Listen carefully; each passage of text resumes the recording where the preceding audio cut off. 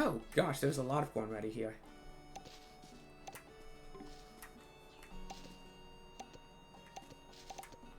Yes! Wait, hold on a second. Did I, like, full upgrade this farm or something? Nope, it's just been long enough.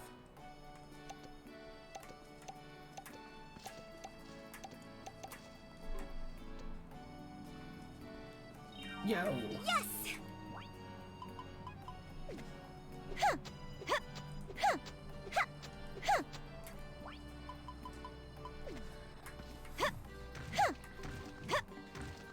Yes! All right, all right.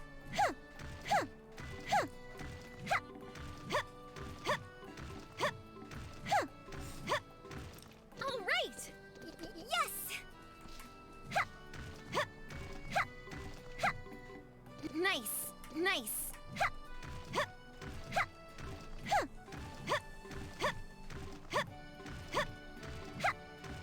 Nice. Oh, all right. Oh, hey, wait a second. I forgot, I have this power. What do I want to do? Okay, this.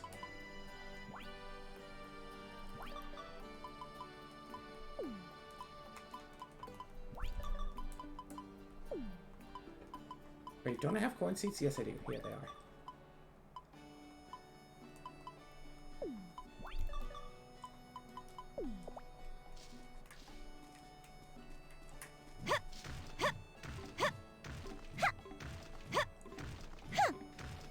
All right. So yeah, that's a bit of insight to what's going on with me. Just dealing with people being annoying and jerks and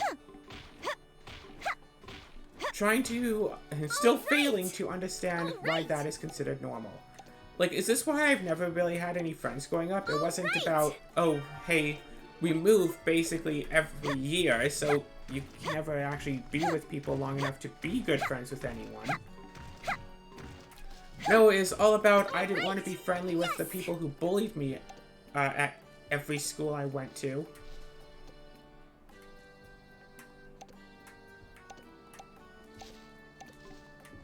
All right.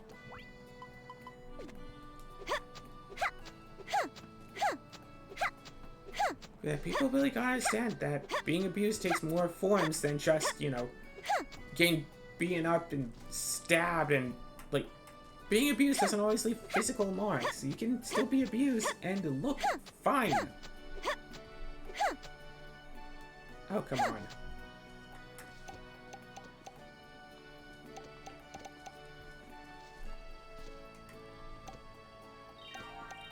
Nice.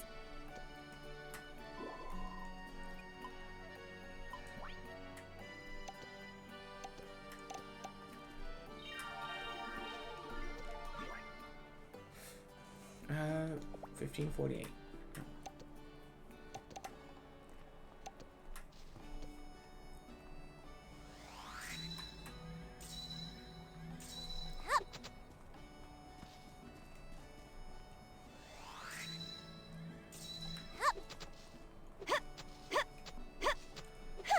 Yeah, whatever.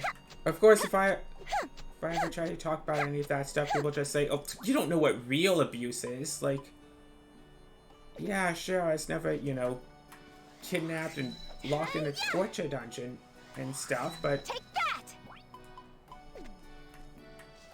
like, still, though, having... Yeah. Yeah, There we go. still, though. There you go. There Yeah, we go. going to see a therapist and have the therapist tell me There that we nobody go. will ever There we like me go. unless There I we fundamentally go. change who I am There as a you go. person. Easy does it. Yeah, I think the exact words were, no one will ever like you unless you change who you are as a Easy person. does it. Easy does it. There we go. And for my mom to be right there sitting next to Easy me does it. There you and go. then kind of look at There me you and go. say, There well, she has, we go. not even just at the moment. Afterwards, when I told my mother that I didn't like that the therapist said that to me, or I said, oh, well, she kind of has a point. Take that. And it's like, well, thank you, mother, for, you know, believing that nobody will and that nobody should like me for being me. Despite, you know, you yourself telling me my entire life to be myself. Now that I have depression and we're in family counseling to see a family therapist, yes, that's our mom was there. This is family therapy.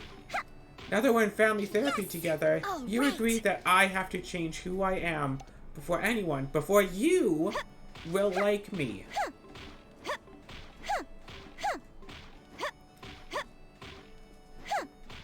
Remember when I was young and naive and told my mom that I had depression and was feeling suicidal? And she said, oh, well, don't... And then she gave me a big old guilt trip about don't kill yourself because it would make me feel bad.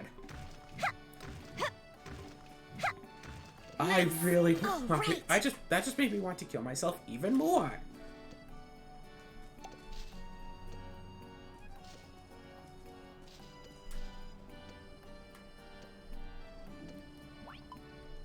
Like...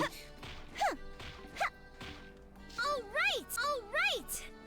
Yeah, now that I'm an adult, my mom is trying to be friendly and trying to like, act like she understands, but, like...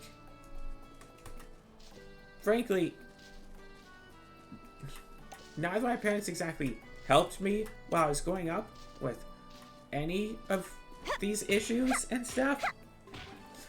Both of my parents had told me that I shouldn't be gay or like anything girly. I specifically remember being like, I don't know, 12 or 13 or something. Like, not an adult, not like a little kid, but I think I was a teenager at the most. Like, probably 13 at the most. Go to a public bathroom with my dad. There was no, like, hand dryer, there were no paper towels, so don't know how you're supposed to dry your hands. But I was like shaking them dry as we're walking out of the bathroom. My dad turns to me and says like, oh, don't do that. Don't do that hand motion. That's what gay people do. You don't want people to think you're gay, do you? And it's like... Nice. Dear Lord.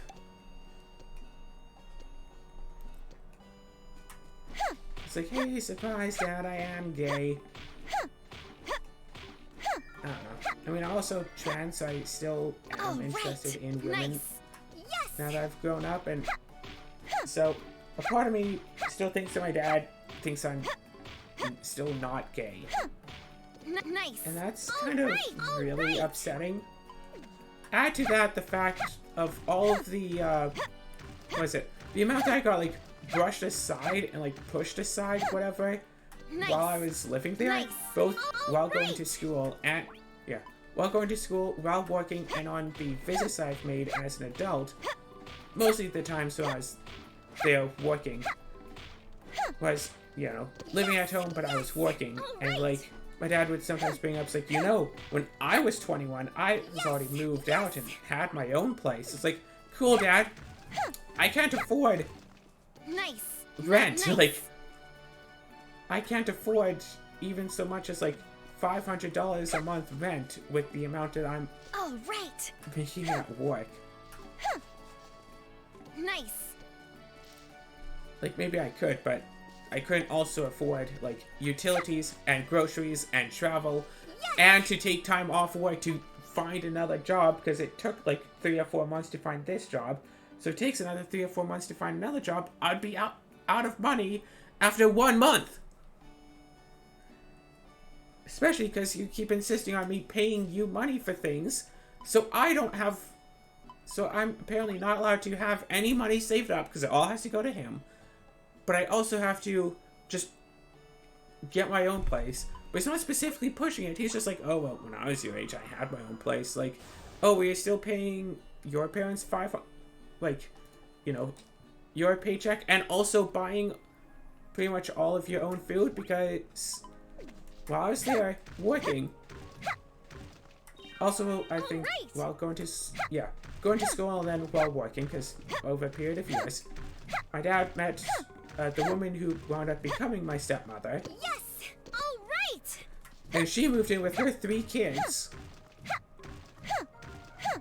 And how it would go is that Jenny, the stepmother, Right. Nice. would make breakfast for herself, her kids, my dad, none for me. Even if I'm up there and we're talking stuff while she's like making pancakes, she makes pancakes for herself, for her kids, Nice. or you know, her kids first, then herself, whatever, Nice. and for my dad. And like while she's making pancakes, right. I ask like, "Oh, can I have one?" It's like, "Oh, there's only enough for like the 5 of us," or something. Like, "Oh, you can make your own breakfast." Nice. Yes. Or it's like, "Yeah." Oh, it's like, "Oh, you can make your own pancakes." It's like, and then she goes like uses up all the batter. It's like, well, I could make my own pancakes if I also make my own batter to make the pancakes with, I guess. Hey, also, guess who was never taught how to cook while growing up? So Nice. I don't know how to Nice. make pancake batter. right. I could always look it up, but also I don't really care for pancakes. So I don't really feel a desire to learn how to make pancake batter because I don't care for them. Nice. But it's like, right. it wouldn't have been that hard to, you know, cook for the whole family. Lunch as well. Lunch, she'll make lunch for Nice, herself, nice. make lunch for her kids. Might make lunch for my dad if he's there, if he's like, you know, working from home as opposed to going out to the office. Not for me though. She'll make breakfast and lunch for the rest of the family, including my dad. None for me. Dinner she'll make for the whole family, including me. But for breakfast and lunch, me being like 16, wait. No, I think she only started living there when I was 17, about a decade ago.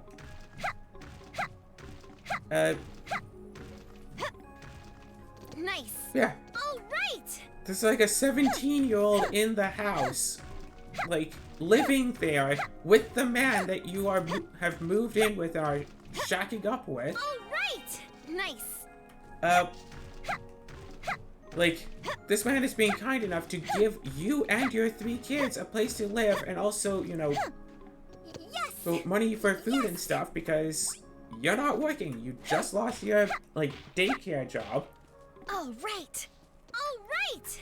because you divorced your last husband and whatever else happened, but there was a period where I'm pretty sure she wasn't working. Yes. Yes. It's like, well, you Nice. could. It's like, considering that, you know, the man who took you in has a child living at the house who is less than 18 years old, you could also, you know, provide food for that child while you're cooking for everybody else in the house. But no, Yes. I got a job and I had to buy my own food for breakfast and lunches. And of course, there's the whole stupid thing where it's like, okay, everybody in the house, we all have to eat dinner together. No one is. It's like, no, you're not allowed to go to the bathroom unless you ask first. I don't care. It's like, I don't care why you have to go. I just care that you respect my authority over you. Anyone else ever see that and think of that as its own form of toxic, or is that like more normal, average, and expected?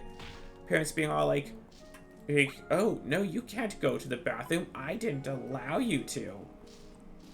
Because that always seems to me to be like really authoritarian behavior. Just being honest, like, oh, I don't know. right, Can you go to the bathroom? Can you do this function that you as a person kind of need to do on a semi-regular basis? Can you? Am I going to allow you to? I don't know. If you ask very nicely, I might allow you to go to the bathroom. Just this once as a gift because I am being so nice right now.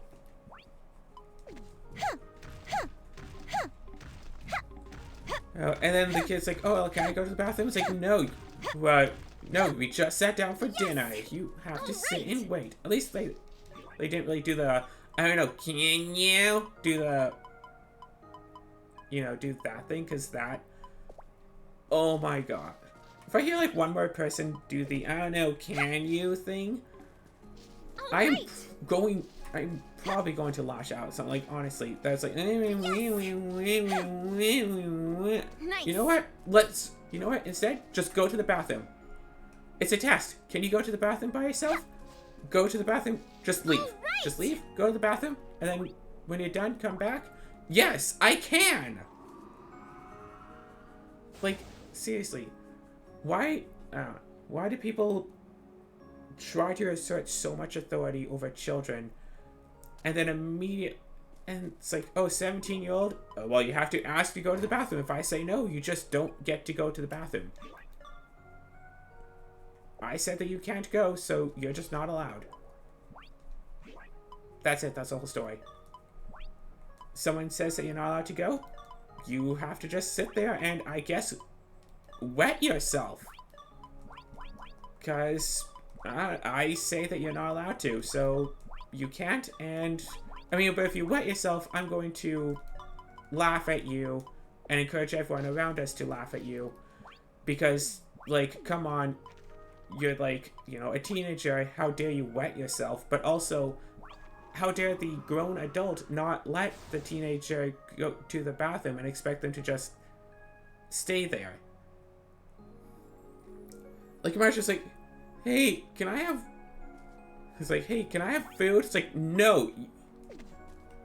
Ooh, you can't There have you go. food. It's like, it's one Does thing it? to say that a Easy child does can't have, it? like, snacks, but in this hypothetical scenario, the adult is not allowing the child to have any food whatsoever, for specifically for the go. reason There of, you go. I don't want you There to you have go. food. There you go. Easy As opposed to does it? some sort of reason of, hey, you're going to go in for some sort of surgery and they need to make sure that you don't, you know, vomit and choke. Just, well, I say that you can't, so no, you can't. Don't like it? Oh, well, suck it up, princess. Oh, God. Yes.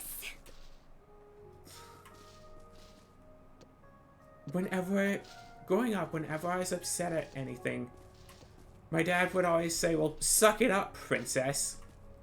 And how is that anything other than a really, really bad thing to say to a child? Yes. Like, I could be like Alright. sitting there crying because I got injured and whatever, and yeah, sure, maybe it's only like a little scrape and nothing worth crying over, but I was still like injured and upset about it, and my dad would just say, oh, suck it up, princess. All right. All right. And it's like, it doesn't matter, like, how little you care about the thing that the person is upset about. Yes. Calling, All right. like, insulting the Nice. person is not the right... Oh, God. Or there's also the, stop crying or I'll give you something to cry about, while making a threatening gesture with a fist. You know what? Screw it. All right. For any of you who are children out there, and you have a parent or, you know, and if there's any adult in your life who Nice. does the, Yes. you know, who threatens to punch you if you're crying about something, call them out on their bluff. Guarantee that they're, yeah, I'd like to guarantee that they're bluffing, but that's not always the case. Call them out on the bluff, and if they do hit Nice. you, Nice. report them. Child Protective Services, or call the police, or whatever. Report them for it. It's like, hey, this grown adult who really should know better than to assault people, just assaulted a child. Nice. All right. And if for some reason you can't call the police, Nice. well, get an adult you can trust to report them for you. Go to school the next day with your little facial bruise and tell the teacher, yeah, my dad hit me in the face. Nice. Oh yeah, nice. I was playing on the playground, I skinned my knee and I was crying about it. My dad told me to stop crying, but I couldn't stop crying because it hurt, so he punched me in the face. And then it started hurting more, so I started crying more, and then my dad started yelling at me more.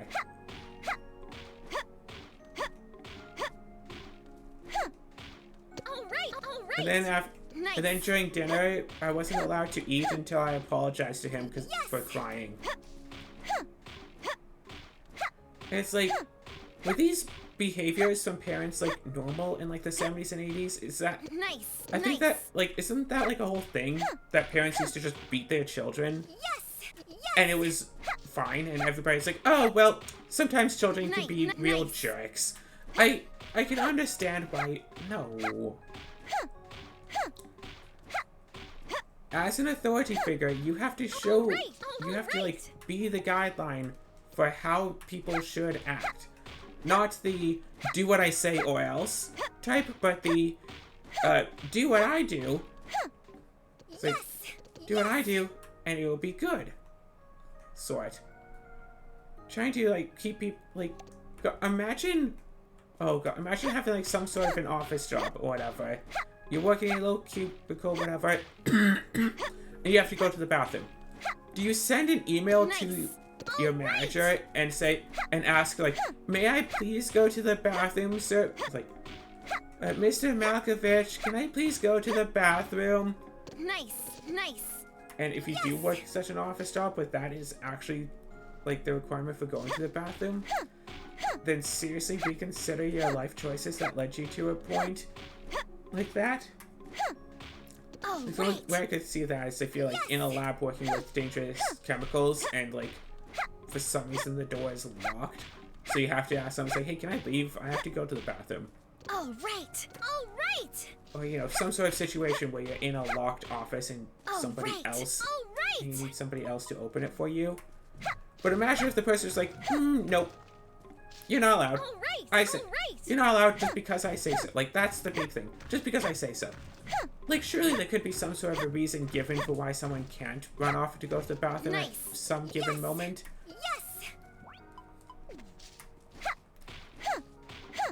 But from what I hear, schools are getting even worse than they were when I was a kid, because now there's, like, school shootings and stuff happening on apparently a super...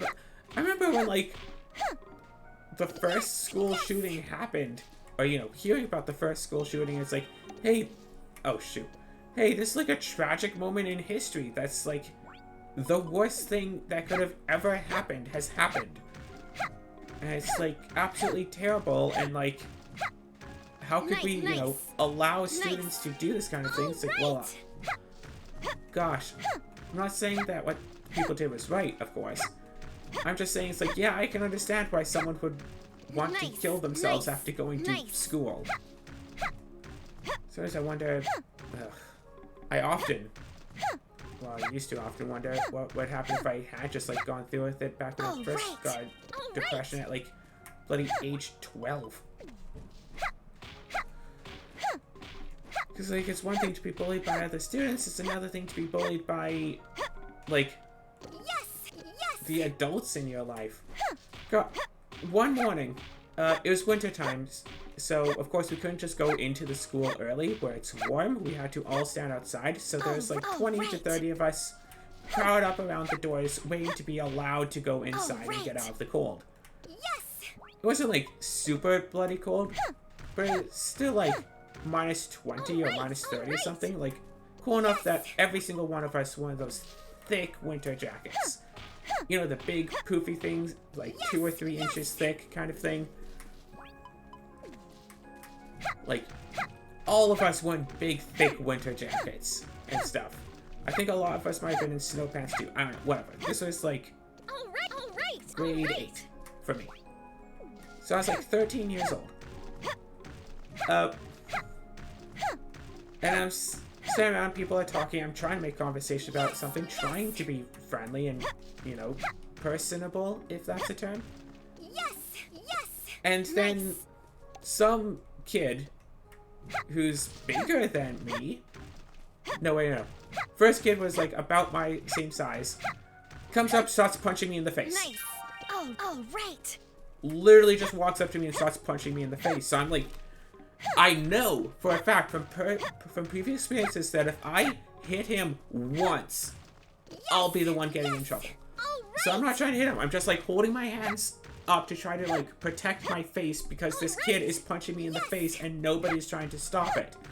Eventually, some bigger kid comes by, like, grabs the first kid out of the way, like, oh good, someone finally stepped in to stop this, because of course there's no teachers around, and even though we're on camera, because they have security cameras covering this very door that I know for a fact, so we are on camera, Then this bigger kid starts punching me in the face instead. And still, I'm trying to protect my face, but he's punching me in the face on camera in front of like 30 witnesses. Well, I'm just trying to protect myself. Not protect myself by fighting back. Protect myself by trying to block my face. Trying to cover my face with my arms. And then eventually he stops and I like stumble back a little bit. Like, hey, I've just been beaten in the face for I don't know how long. A couple of minutes. I actually counted like how many times I was being punched in the face. Because I know from experience that if I don't have an exact number of times. Like if I just go and tell the teacher, like, hey, these students were punching me in the face for a while, and I don't have an exact perfect number for the number of times I got punched in the face. Teacher's like, well, if you can't figure out if it was 30 times or 30 times or 40 times, I guess it was 0 times, and it didn't happen at all. I know for a fact that that's what would happen, because that has happened in the past. Teacher's like, well, you don't know the exact number of times they punch you in the face, so I'm going to say that the number was 0, and you don't have any proof to the contrary, so I'm going to be right about this, and nothing is going to happen except you're going to get in trouble because this kid knows that you punched them. Or this kid says that you punched them once, so I'm going to believe that this kid for the once, and you're going to get in trouble. Take that! I know for a fact because that has happened before. So anyway, a third kid then comes up, and he starts punching me in the face as well. I don't know why they all decided to take turns punching me in the face. I just know that they did.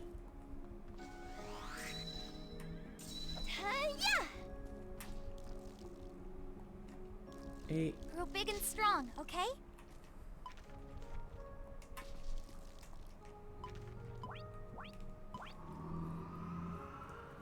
Guess they're doing a double episode, huh? I just know that they did start doing so. Yeah, and then, like, a third kid started punching me in the face. This kid was smaller than me, but was still punching me in the face after I was being staggered by the two of them punching me in the face for a fair while, with nobody coming in to stop it, and eventually, like, I don't know what happened exactly, like, teacher came to open the door or something, or the kid just got bored and decided to leave. But, like, I went, found the first teacher I could, and said, like, hey, these three have been punching me in the face. And the teacher was like, okay. And then, eventually, sometime during school, I got called in for a meeting with the vice principal. With the, I think it's the first of the kids and the third of the kids who were punching me. So, the second kid got off scot-free. And I even said, hey, there were 3 kids. There's a bigger kid as well who's punching me. It's like, yeah, well, we don't know who it was. So we're not doing anything about it. We don't care. Yeah, well, we don't know who it was, so we're just going to pretend like it was actually nobody, and you're making this up for attention, or something stupid like that. I don't know. It's like, oh, well, we don't know who it was, so, oh well. It's like, well, if you watch the security cam footage, you would be able to see exactly what happened. And remember, I did not fight back against any of them. I absolutely 100% did not fight back, because I know if I did, I'd get in trouble for it.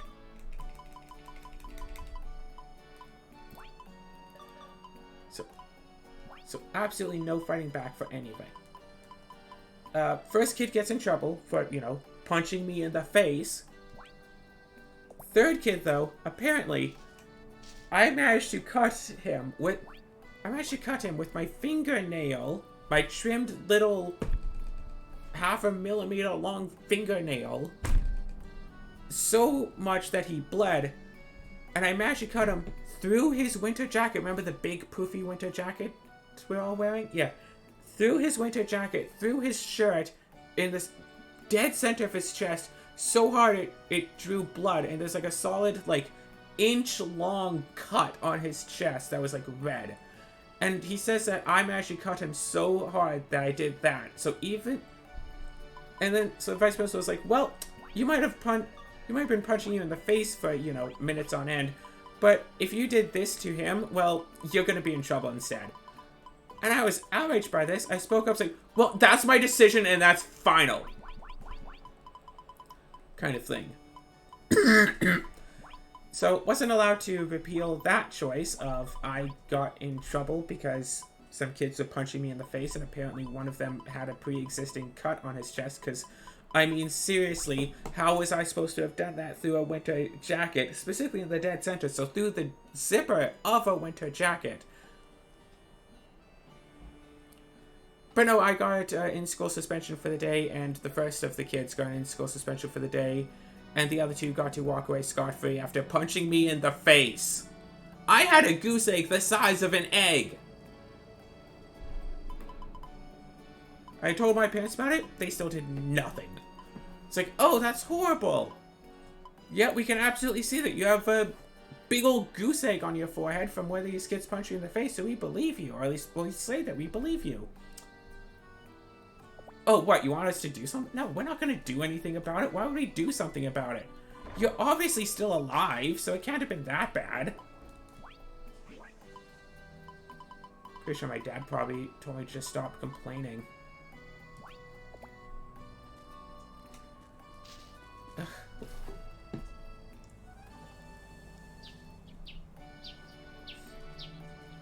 Yeah, I think that the only school that I ever went to where I wasn't getting bullied on a regular basis was the school where I did everything I could to avoid all contact with everybody.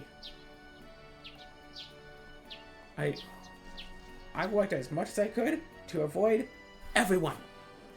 Never socialized with anybody, never talked to anybody. If I saw a group of people talking in the hallway that I was passing through, I just lowered my head and kept on walking. Like, literally the only people I talked to were people I had to talk to for class-related purposes, and that was it. As soon as our classwork is done, I am out of there. I do no more socializing. I don't care if people talk to me behind my back, just as long as they don't punch me in the face. And that was my, that was grade 10, my first half of grade 10. And I'm still not over the fact that my dad made us move when I was halfway through grade 10, so I basically lost half a year's worth of credits, because something that I didn't know until I entered high school was that high school is based off of a credit system. Nice. There are, instead of like every other school year where you need like specific credits to graduate, oh no, sorry. Every other school year where you need specific classes to be passed in order to graduate, for high school, you just need to, there are a few courses that you have to take. Nice. And other than that, you need like 100 credits. And if you have the 100 credits, you can graduate. And that's it. So like you can, say, take a bunch of courses right away to get a whole bunch of credits. Like sometimes there are like electives, like, hey, join this after school program for like, for, you know, 6 months, for half the school year, whatever, 4 months. And you can get an extra, like, 2 credits towards graduation or something. So people plan out all of their classes, like, okay, I have to take these courses, but I want to take these electives because I like these courses. I'll take this elective because it's worth credits and it seems easy. Like, that's the whole thing. You'll need a certain number of credits. And so you have grade 10, grade 11, grade 12 to get 100 credits. So you should, in theory, if you spread it out evenly, 33 credits by the end of grade 10, so about 16 or 17 credits halfway through grade 10, if you're splitting them up into half years, which some schools do full years, some schools do half years. So about 17 credits is what you should have halfway through grade 10. I had 2 credits. I was short about 15 credits because the school that my dad had enrolled me in was a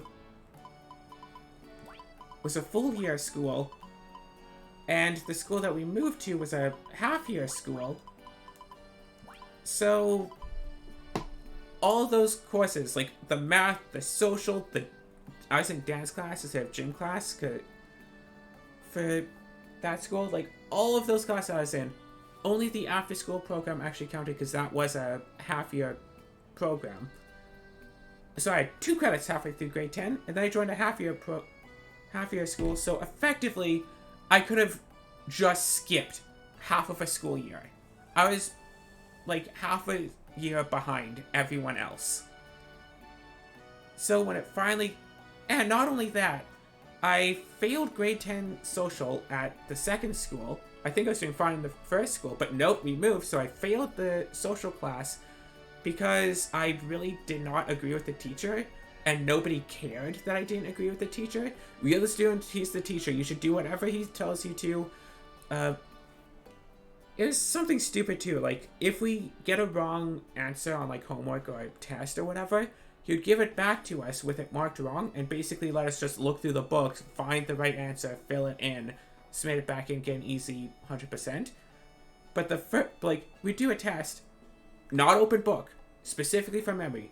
Specifically, you have to memorize the stuff, do the test. And I'd get, like, a 70 or something. I'm fine with 70. I'm fine with 70. I've been threatened with failing school years by that point so many times. I was fine with 70. It was good. It was fine. And then he'd hand it back. It's like, oh, here's the ones you got wrong. Go look through the book, find the right answers, and fill them in, and you can get 100%. Which I found to be morally wrong, because it's like, well, why not just make the book why not just either A, make the test open book in the first place, so you don't have to do the same test twice, or B, just give us 100% anyway if you're going to, you know, encourage us to cheat like this. Like, what's the point of this? And, like, the overall point is so you know what you don't know and you can work on it again and get the right answer the next time. So you'll make a point of knowing, hey, I could have gotten this question wrong. I should learn up about this question in the future. So when, like, the big tests come and I can't, you know, redo my answers, I can get them right next time. Except to me, it was just a pedantic thing of, oh, well, do this test again. I suppose, like, I told the teacher, like, I'm fine with the 70. I'm okay with getting 70% on this. I'm fine with that. I'm good. I don't want to do this test twice. I don't want to work through the same test twice. I'm fine with 70. 70 is really good. Like, I'm fine with 51%. 70 is amazing. It's like, oh, well, no, do it again.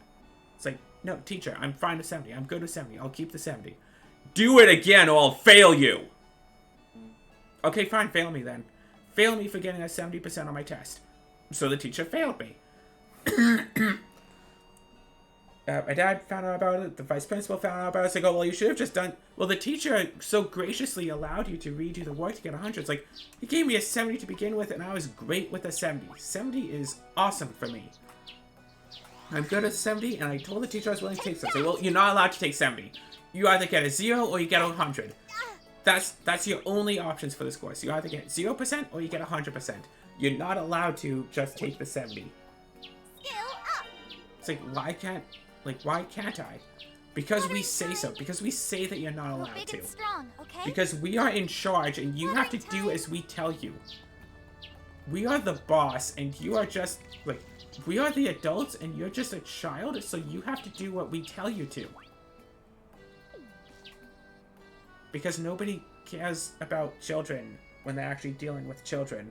They care about children when they're theorizing about children, when they say, oh yes, let's prevent people from getting abortions. Think of the children.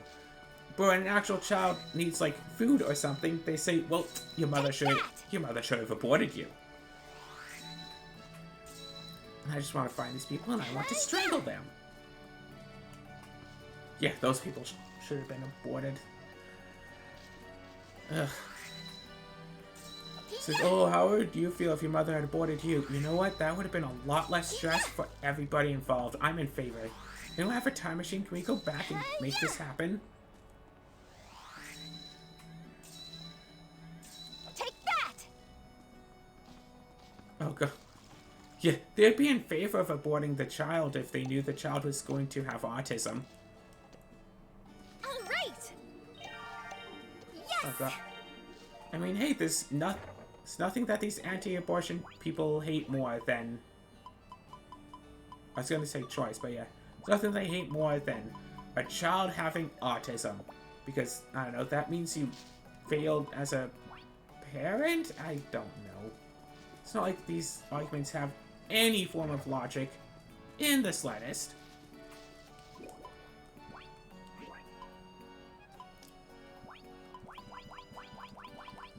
Because logic isn't real.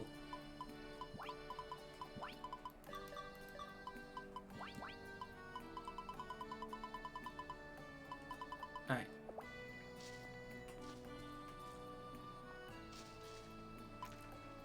No. Do the thing. Just cook in the batch. Yay, 15.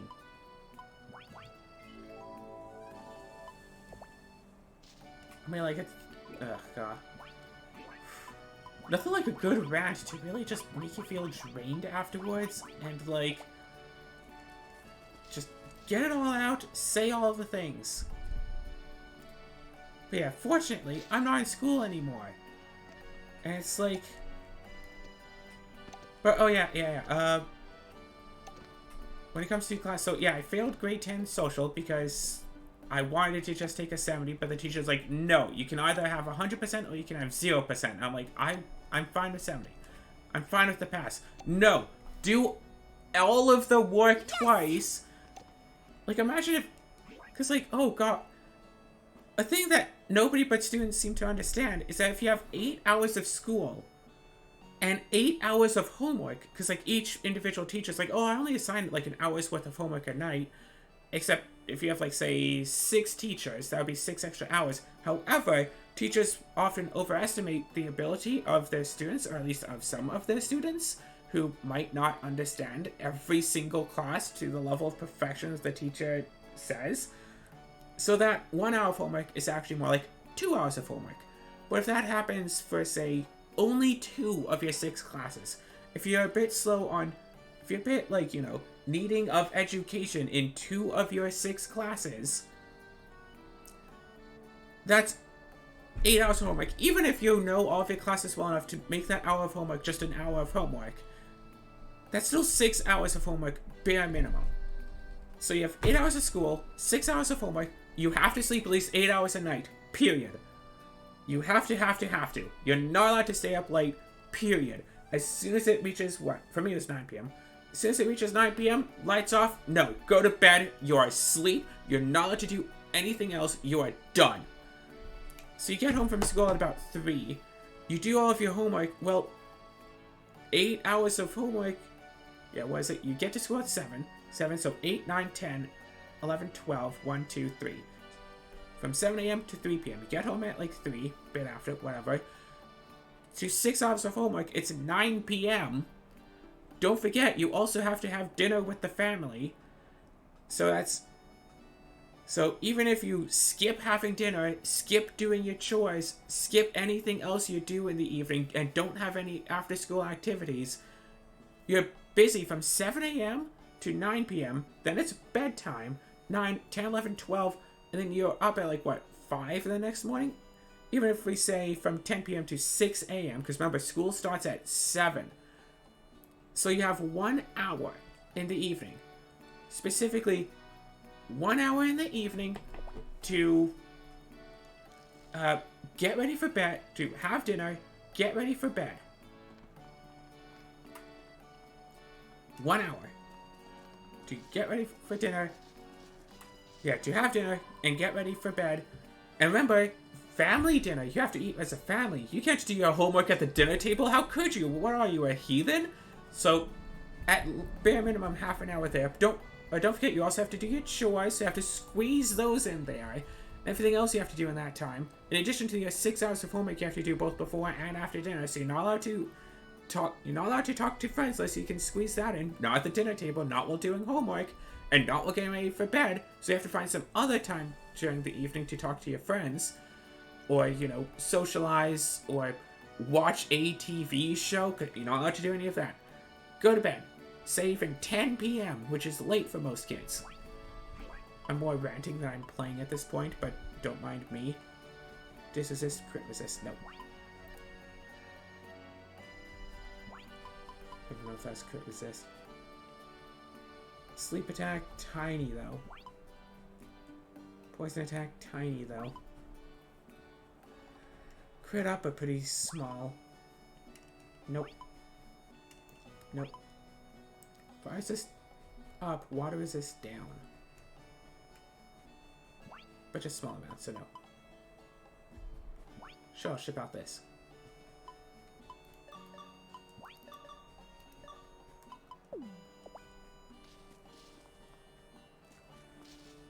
Oh god. Okay, everything here is good. Let's go to the other fields and see if any other fields have stuff ready to go, I guess. Ugh. So anyway, so you might think, oh, well, you have some time in the morning, you can do stuff then. Remember, 8 hours of sleep, because that's for a growing mind. So from 10 p.m. to 6 a.m., you're asleep, not doing anything else, you're asleep. Wake up at 6 a.m., school is at 7. Wake up, get showered, brush teeth, have breakfast, go to school, be there at 7 a.m. When are you supposed to do anything else that is required to be a person? At least if you didn't have homework to do for 12... I'm exaggerating, I don't even have to.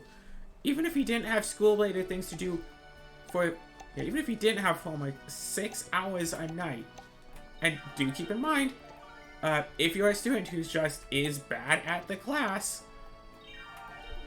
Yeah, if you're a student who's just bad at the class, oh well! You have to squeeze in that extra, bit of time you need for the homework somewhere else. Generally speaking, I guess you could try doing the homework at school. You could spend your lunchtime and your recess to do homework instead and have even less time to play with friends. But you don't have any time after school because homework is taking up more of your time. Spending 8 hours a day at school, 8 hours a day with homework, 8 hours a day of sleep. How in the world are you supposed to be a human person like that? The actual answer is you're not. You're not supposed to be a human person. You're supposed to be just another cogwheel in the machine, and this sounds like a conspiracy theory, but it really isn't. You're not supposed to socialize, you're not supposed to have a life, you're not supposed to, get to know people, you're not supposed to develop social skills.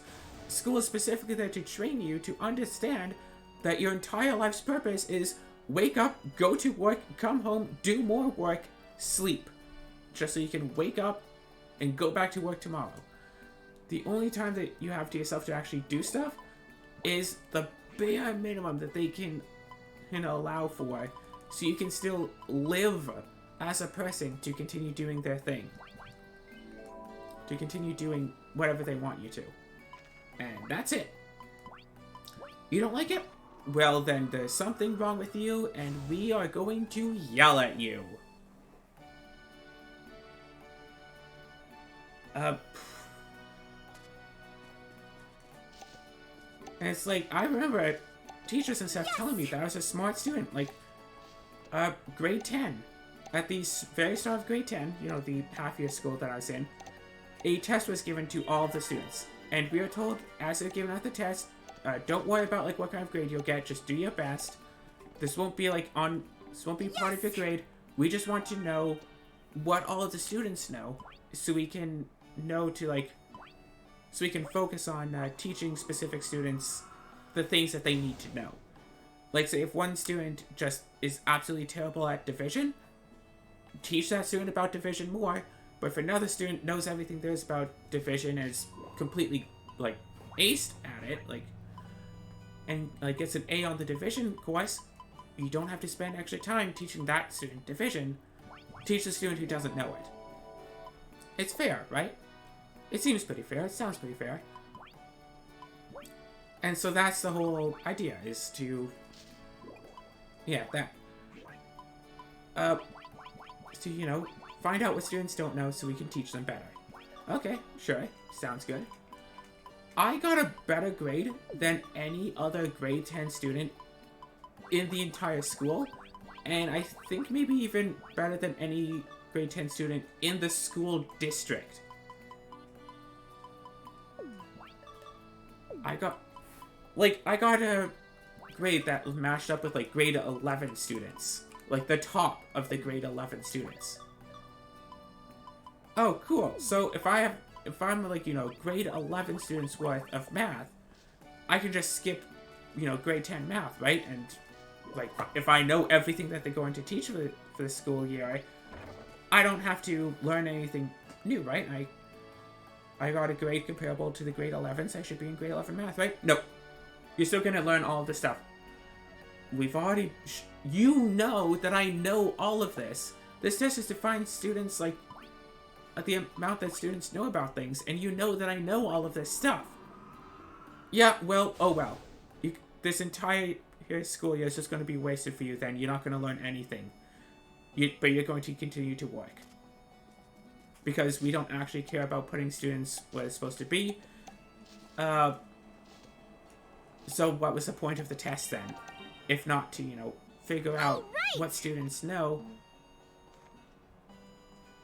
to be able to teach them accordingly. You are specifically not going to teach me accordingly because I'm too good. Also, I got in trouble at math constantly and kept getting low marks in math because I could just look at a math question and see the answer.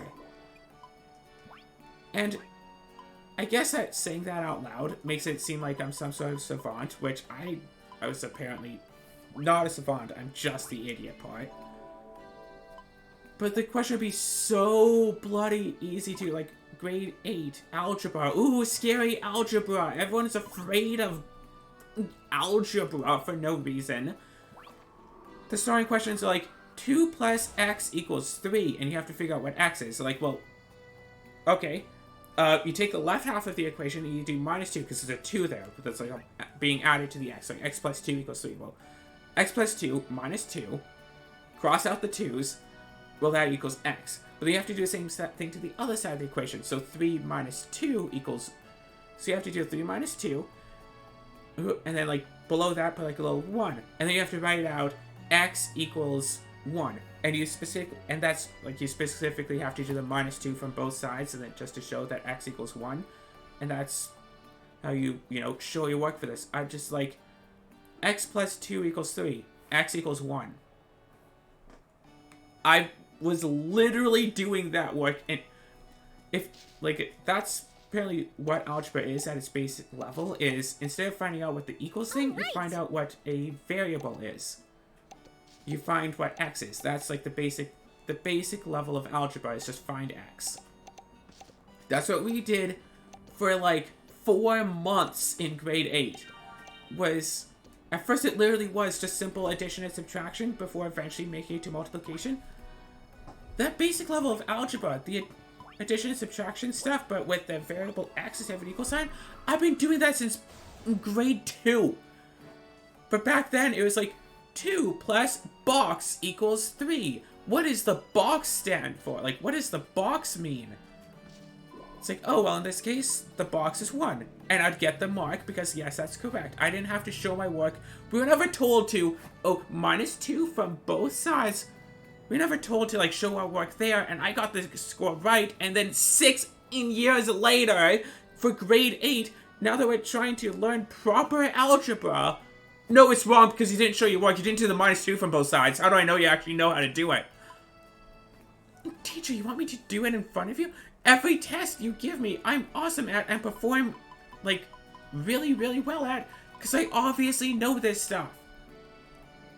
And then you give me homework anyway to prove that I know this stuff. Let me show you this test that you gave me 100% on, because I obviously know how to do basic addition and subtraction. I look at the question and I see the answer because the question is super easy. It's like, oh, well, you have to start showing your work now because when we get to the more difficult stuff, you won't have any idea how to do it unless you've already been trained on how to show your work. So he's saying I should take twice as long on your homework. I should take twice as long on your homework to write everything out longhand when I know the answer. It's like in school when they teach you, like, longhand division, which is like, you know, big number, put that little, like, half a box around it, smaller number, it's like 49, like, put the boxes, the 7, and you have to write, it's like, well, no 7s fit into 4, so now we have 49. How many 7s fit into 49? Well, 7 7s fit into 49. But then you have to do, like, 49 minus, what is 7 7s? It's 49. So 49 in the half box minus 49 equals do 0. And then you know that you have 0 remainder, so 49 divided by 7 is 7. Meanwhile, I just see 49 divided by 7, and I know, because I know my multiplication and division tables up to like 100, that that's 7 with no remainder. I can look at it, and I know my multiplication and division tables that a different school drilled into me, because that's the thing, I've been to multiple different schools. So if, say, the school that I went into for the multiplication and division tables know that all of their students are going to know that 49 divided by 7 is 7, but the school I then went to apparently never taught multiplication or division tables, so they don't know that 49 divided by 7 is 7. And it's like, even, it's not so much a thing of, oh, well, I have all these numbers memorized. It's, I can do the math really bloody fast in my head. 49 divided by 7. Okay, what are the multiplications of 7? 7, 14, 21, 28, 35, 49. 35, 42, 49. I count on my fingers. That's 7 sevens. Equals the 49. So it's 7. The answer is 7. I don't have to know the numbers. I just do the math. I just do the opposite math really fast, and there's my number. And it's done. So I don't need to do longhand show you work for these easy questions. You want me to show my work? Give harder questions. And then, like, later on in the school, like, remember, after a couple of months of addition and subtraction based algebra to make sure that everybody in the class knows what algebra is. Of course, people would be better at algebra if people weren't afraid of algebra, so stop trying to claim that algebra is something super terrifying and scary that, OMGs, how you ever's going to do algebra? Like, don't try to pretend, like, don't make it out to be some big scary monster. All right. The kids are gonna be fine. Delicious. Whoops. I accidentally ate one. Yes. Like, don't pretend it's some scary monster of a thing. It's just, hey, this is some math. Math is fine. Math is good. You don't have to be afraid of math. Don't encourage the students to be afraid of it and then expect them to ace it, you know? Yeah, it's like if we did a history project on the monster under the bed. Oh gosh. Why did my brain immediately go to...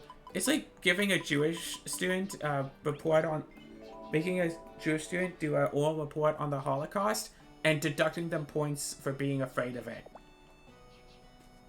Oh no, and then No. Giving a Jewish student... Making a Jewish student do an oral report on the positives of the Holocaust and deducting points for them because they're Jewish. Is that a bit too much going through with it? I don't know. School never taught me moderation. Am I bitter about it? Yes, I'm bitter.